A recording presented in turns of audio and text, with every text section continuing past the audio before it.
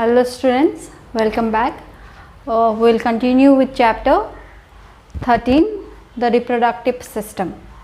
Okay, today we'll be discussing few terminology in detail. First, let us discuss about fertilization.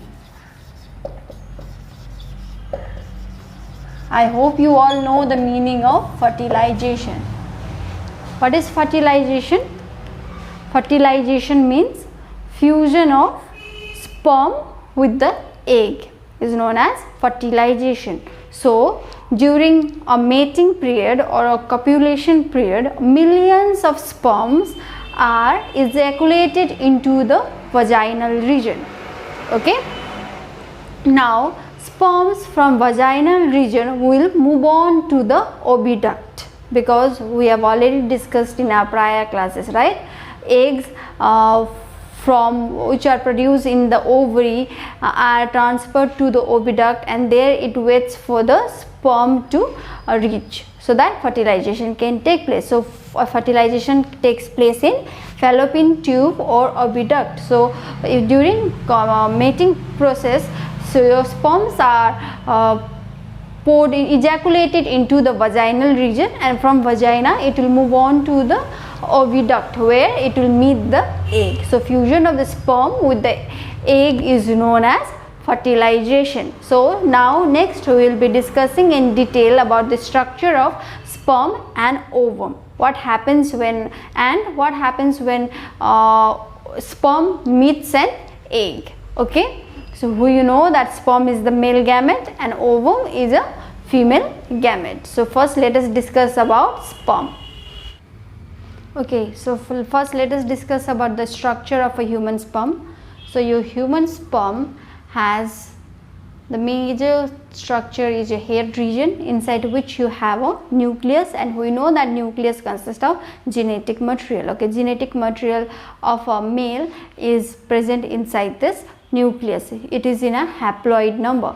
Okay, you do not have 46 chromosome, you have 23 chromosome. Now out of 23, 22 are the autosomes, and your one pair would be your sex chromosome, which will be determining the sex of a child.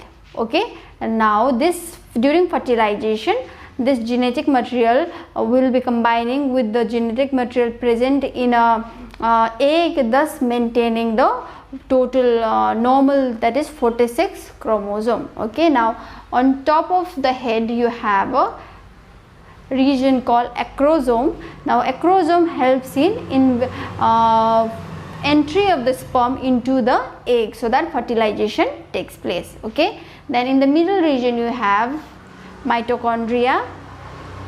Mitochondria, what does it do? It provides energy for the movement of the sperm, and you have a tail region arising from the axial filament, which helps in easy movement of the sperm. Okay, now once this sperm moves from a vaginal region to the oviduct, where it goes and meets the egg, as we know that at the time millions of sperms are released, right? But once one sperm embeds the egg cell, okay, what happens is chemical barrier is formed, and automatically other sperms will not be able to enter. Only this head region of the sperm will be entering. The one carrying the genetic material will be entering this ovum. The tail portion will be remained outside. Okay, so once one sperm enters, okay, automatically a chemical barrier is produced around the ovum, because of which other sperm will be restricted to enter. Okay, so this process, the process of fusion of the sperm with the ovum, is referred to as fertilization. Okay, now after the fertilization has taken place, that means your sperm meets the egg, it gets converted into zygote. Okay, zygote is a single cell. Okay, now this zygote there itself in the fallopian tube will be further dividing into 2, 3, 4 cells by by cell division is also referred to as cleavage. Okay, and then it would be transported to the uterus. Once by the time it reaches the uterus, it has already taken the shape of a hollow ball like shape. Okay, it has continuously divided into 16, 17 or more than that number of cells. Okay, now that and formed a hollow ball like structure. This is referred to as, that hollow ball like structure is referred to as blastocyst. Now this blastocyst, what will they do is, on the wall of the uterus, the wall of the uterus is also referred to as endometrium, it will form a pit like structure. Okay, so that this hollow wall blastocyst can go and embed itself. Okay, now once the blastocyst had gone there on the uterus wall and then embedded itself, that step or process is known as implantation. Okay, implantation or conception, that's the time when one is pregnant. Okay, when the balls blastocyst goes and embeds itself on the uterus wall. So that step is that process is referred to as implantation.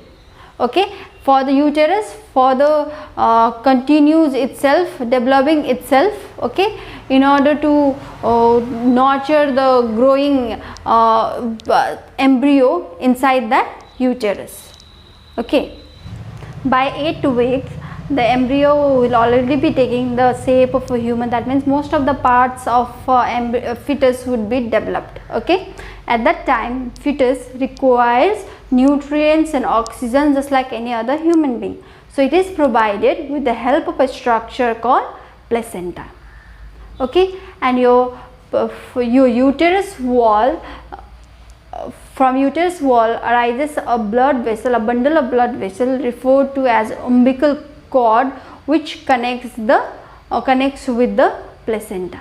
Okay, so with the help of placenta, supply of your nutrients and all the respiratory gases, even the since waste will be produced in the fetus, that would also be taken out from the baby through the placenta itself. Gestation means it's a time period for the full development of a fetus is referred to as gestation. Gestation period is 280 days. Okay, another term is your parturition. Parturition means the act of expelling out the baby from the uterus after the gestation period is reached. Okay, so next we will be discussing, you all might have heard about term twins, right? Twins means at the identical, generally we say they look similar. Okay, there are two types of twins. Those are your fraternal twins and your identical twins. Now in case of fraternal twins, what happens is, at a time from ovary, 2 eggs are released. Okay, and both the eggs get fertilized. Okay, so sex of one child, baby may be a boy and another may be a girl. Okay, and another one is your identical twins. Now in case of identical twins, what happens is, single egg is fertilized with the help of a sperm. Okay, and zygote is formed. Somehow the zygote splits up. Okay, and both develop individually, giving rise to a fetus on an individual level. So in those cases, the sex of a child is more same. Okay, and they look similar also. So that's your identical twins. So that's all about this chapter, the reproductive system. The major topics from this chapter is your male reproductive system, female reproductive system, different parts and their functions. Okay, all this terminology like gestation, parturition, okay, function of amnion, placenta, you have to go in detail. Okay, those are only the important topics from this chapter. Two major importance are your male reproductive system and female reproductive, parts of different male and female reproductive system. Okay, so that's all about this chapter. later I will be supporting you with the question and answer which are very much important from your exam point of view. Thank you.